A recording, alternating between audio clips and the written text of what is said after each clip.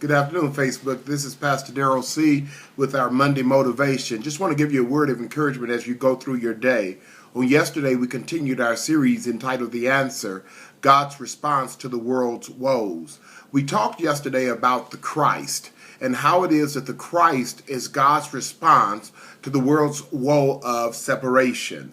I'm not sure if people get it, but something completely catastrophic occurred when Adam ate the fruit. I shared on yesterday that when Adam ate the fruit, when man sinned, because sin entered the world, it separated man from God.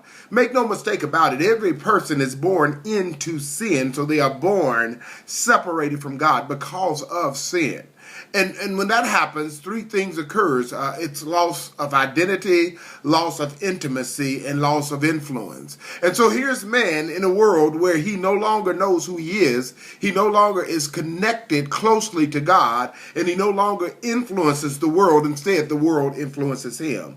How would God respond to that? Well, I want to let you know God responded by sending the Christ. In Matthew chapter 16, Jesus asked his disciples the question, who do people say that I am? And the disciples said, some say Jeremiah, some say Elijah, some say Isaiah or John the Baptist or one of the other prophets. And then Jesus asked a more personal question. He said, but what about you?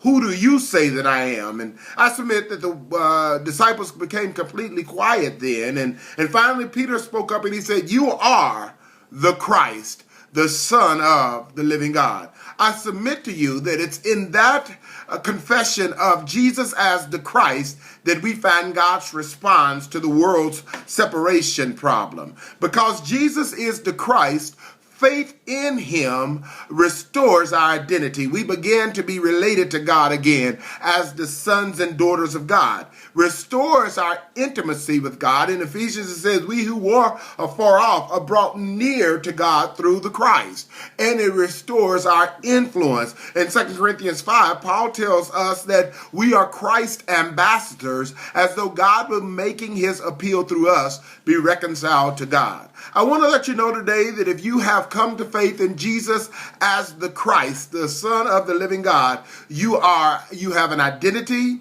you have intimacy with God, and you have influence. Now go forth today and be encouraged, knowing the Christ is God's response to the world's woe of separation. God bless you.